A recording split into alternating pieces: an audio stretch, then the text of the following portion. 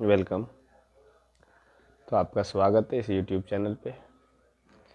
तो हम लोग इस वीडियो में देखेंगे क्लास 12 का सेट 2 पॉलिटिकल साइंस। ठीक है। देखिए, आवाज़ में थोड़ा सा प्रॉब्लम हो सकता है, तो शुरू में ही आप लोगों से माफ़ी मांग लेना चाहता हूँ, क्योंकि थोड़ा तबीयत ख़राब हो गया था, जिस कारण से आवाज़ थोड़ा सा ख़राब हो गया है। तो चलिए हम लोग देखते हैं। तो हम लोग इस वीडियो में जो देखेंगे वो क्वेश्चन नंबर 58 पॉलिटिकल साइंस का सेट 2। हम लोग यहाँ से इसका सॉल्यूशन देखेंगे। ठीक है। तो क्वेश्चन आपका जो है 58 का, ये सभी क्वेश्चन हम लोग इसमें देखेंगे। 58 59 आप कह सकते हैं लास्ट पार्ट, लेकिन ये लास्ट पार्ट नहीं होगा। इसके बाद भी 2 क्वेश्चन आपका रह जाता है, जो हम लोग अगले पार्ट में देखेंगे, और वो सभी क्वेश्चन VVI क्वेश्चन के रूप में देखा जाता है अक्सर। तो चलिए हम लोग वीडियो स्टार्ट करते हैं। उससे पहले अगर चैनल पे आप न्यू हैं तो चैनल को सब्सक्राइब कर लीजिए, साथ में बेल आइकन दबाइए और दोस्तों के पास शेयर करना ना भूलें। चलिए, क्वेश्चन तो आपको दिख ही रहा होगा स्क्रीन पे कि क्वेश्चन है कि शॉक थेरेपी क्या थी, इसके क्या परिणाम हुए। तो चलिए, शॉक थेरेपी क्या थी और इसके क्या परिणाम हुए, इसका सॉल्यूशन हम लोग देखते हैं। तो चलिए देखिए कि शॉक थेरेपी, सोवियत संघ के विघटन के बाद यह समझा जाने लगा कि साम्यवाद का पतन होने लगा है। इसीलिए रूस, पूर्वी यूरोप व मध्य एशिया के देशों में साम्यवाद से पूंजीवाद की ओर बढ़ने के लिए एक विशेष ढांचा तैयार किया गया, जिसे शॉक थेरेपी कहा जाता है। ठीक है।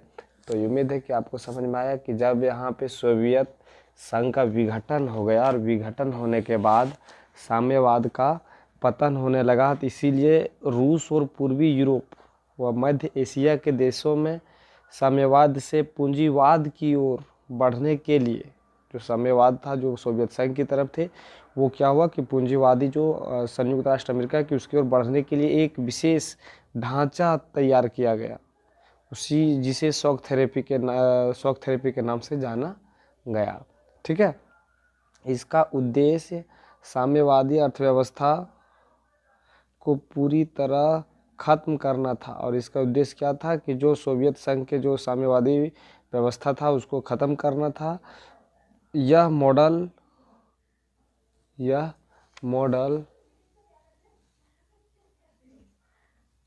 यह ढांचा विश्व बैंक और अंतर्राष्ट्रीय मुद्रा कोष द्वारा बनाया गया।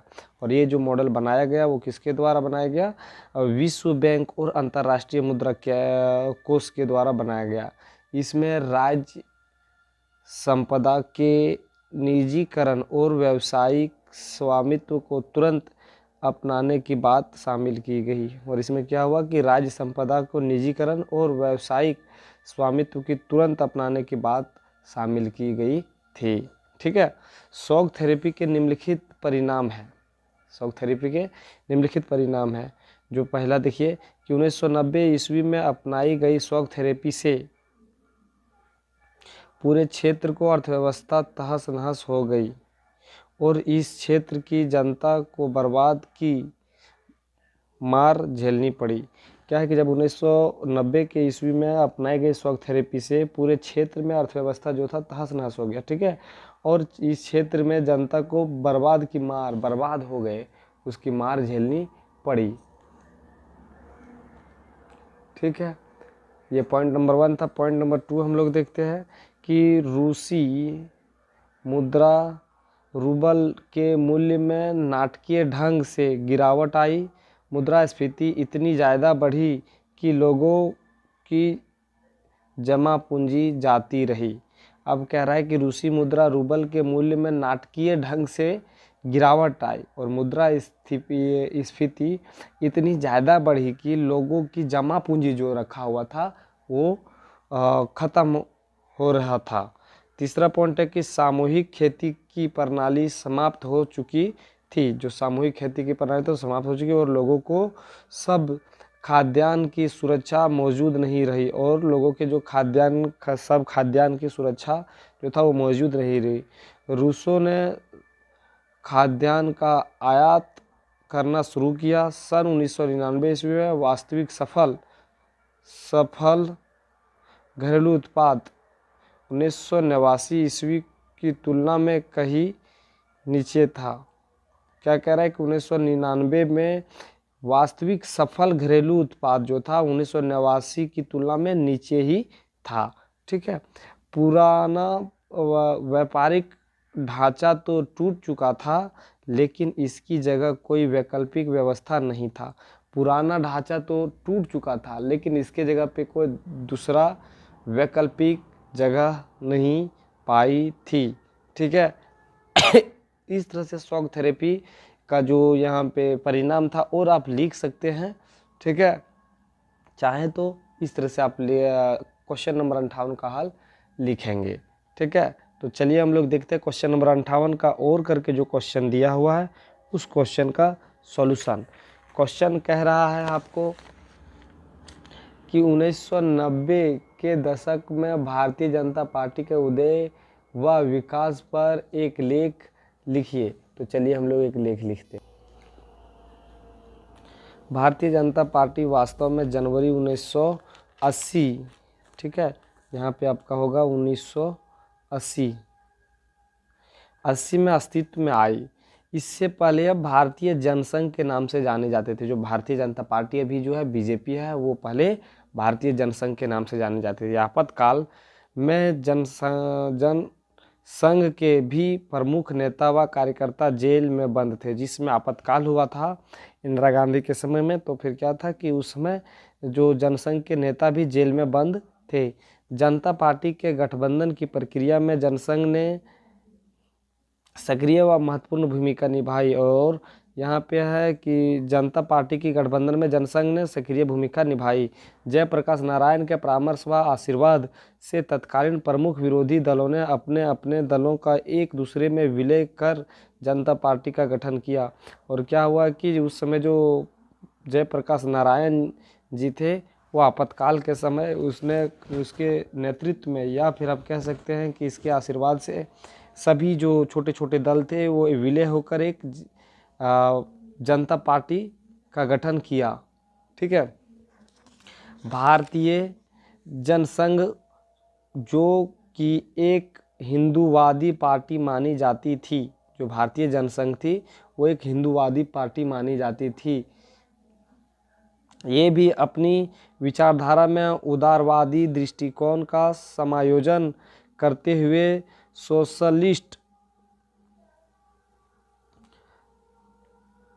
सोशलिस्ट कांग्रेस व भारतीय लोकदल जैसी पार्टियों के साथ विलय करना स्वीकार कर जनता पार्टी का गठन किया गया। ठीक है, ये यहाँ पे जो छोटे छोटे पार्टियां थी सभी पार्टियों के साथ विलय होने के लिए तैयार हो गए और ये सभी पार्टियां विलय होकर भारत जनता पार्टी की गठन किया। 1977 में जनता पार्टी ने आपातकाल के बाद चुनाव में हिस्सा लिया व भारतीय सफलता प्राप्त की। और वो क्या हुआ कि जब चुनाव में आपातकाल के बाद चुनाव में हिस्सा लिया और उसके बाद वो सफलता उसको मिला। प्रधानमंत्री के पद पर कांग्रेस ओल्ड के नेता श्री मुरारी जी भाई देसाई की नियुक्ति की गई। जनता पार्टी में सरकार बनने के बाद मतभेद व विवाद उत्पन्न हो गया। जनसंघ के आरएसएस के साथ संबंधों की लेकर विवाद उत्पन्न हो गए।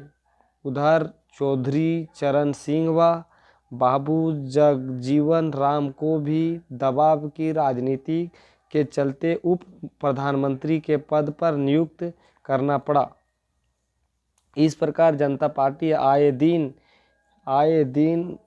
नए नए विवादों से घिरती रही। वह अंत में 1979 में जनता पार्टी टूट गई। जनवरी 1980 को जनसंघ को दोबारा जीवित न करते हुए भारतीय जनता पार्टी का गठन किया गया।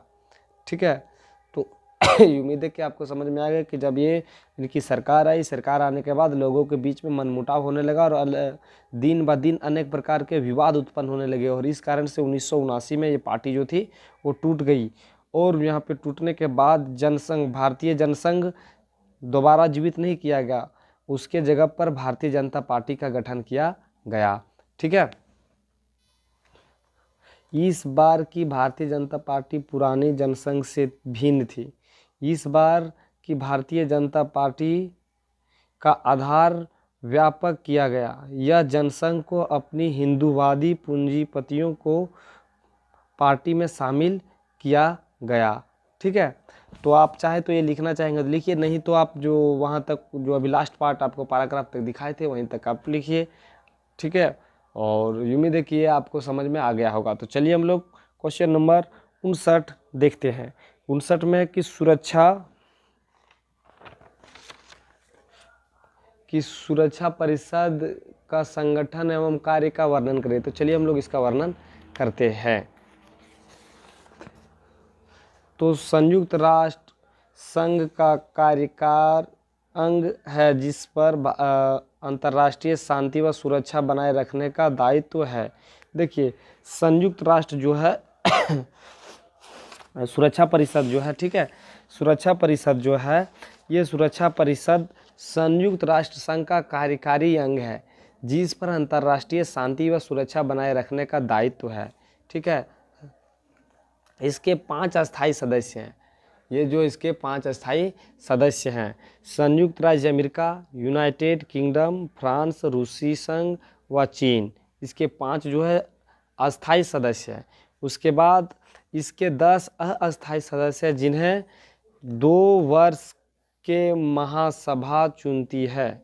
10 गो अस्थायी सदस्य, ठीक है, और 2 वर्षों के लिए एक महासभा चुनती है। किसी देश को उसकी अवधि समाप्त होने के तुरंत बाद नहीं चुना जा सकता और उसकी अवधि समाप्त होगी तो तुरंत उसको नहीं चुना जा सकता है। महासभा के एक प्रस्ताव के अनुसार यह अस्थायी सदस्य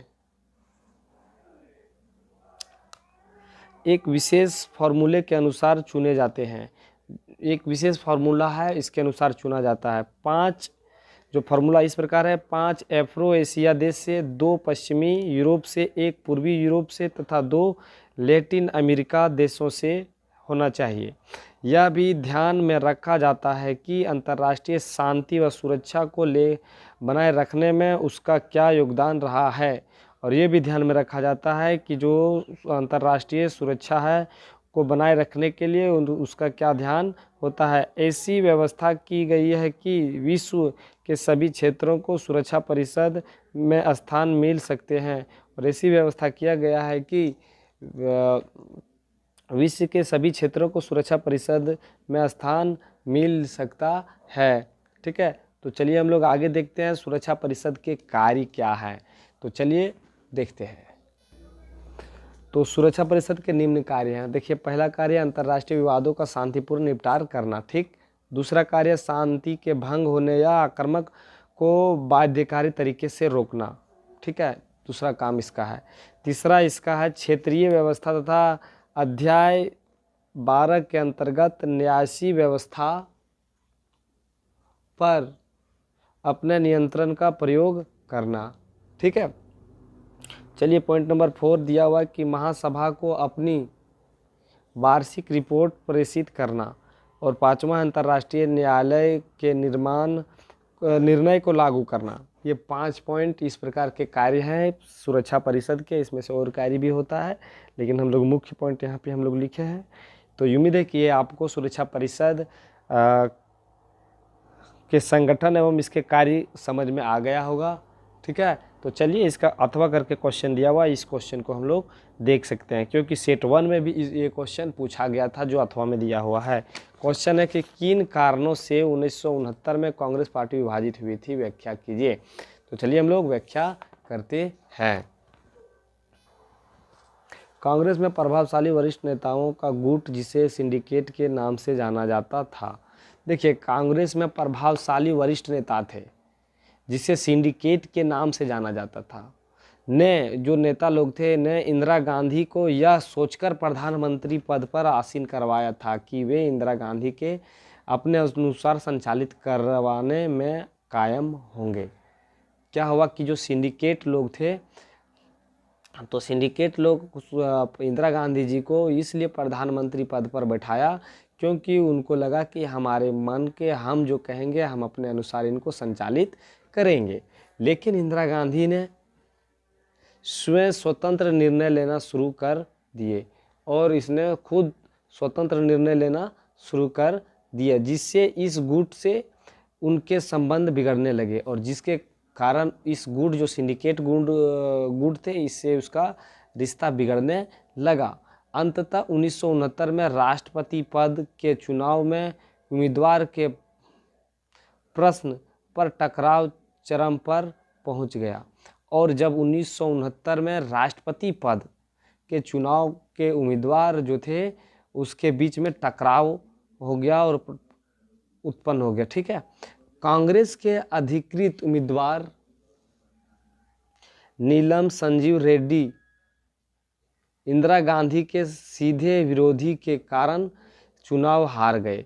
और क्या हुआ कि जो कांग्रेस के उम्मीदवार थे, राष्ट्रपति उम्मीदवार नीलम संजीव रेड्डी, जो इंदिरा गांधी ने इसको सपोर्ट नहीं किया, जिस कारण से वो हार गई, हार का सामना करना पड़ा और चुनाव हार गए और वी गिरी विजय हुए और वी गिरी जो थे वो जीत गए, ठीक है। जब ये जीत गए तो कांग्रेस विभाजित हो गई और इन्हीं कारण से कांग्रेस दो भागों में बट गया। तो उम्मीद है कि ये आपको समझ में आ गया होगा और इसमें आप जोड़ के लिख सकते हैं अपने वर्ड में ठीक है। तो वीडियो लंबा हो रहा है तो हम लोग यहीं तक रखते हैं। तो उम्मीद है कि वीडियो आपको अच्छा लगा हो। अच्छा लगा तो वीडियो को लाइक कर दीजिए, चैनल पे न्यू है तो चैनल को सब्सक्राइब कर दीजिए और साथ में दोस्तों के पास वीडियो को शेयर कर दीजिए, ठीक है। और आपका देखिए इसमें से 2 प्रश्न आपका बच जाता है, जो 2 प्रश्न हम लोग अगले वीडियो में देखेंगे। ये आपका लास्ट पार्ट नहीं है, लास्ट पार्ट आने वाले वीडियो होगा, तो अगला वीडियो आप ज़रूर देखिएगा। चलिए हम लोग वीडियो को यहीं पे समाप्त करते हैं, फिर मिलते हैं हम लोग अगले वीडियो में। जय हिंद।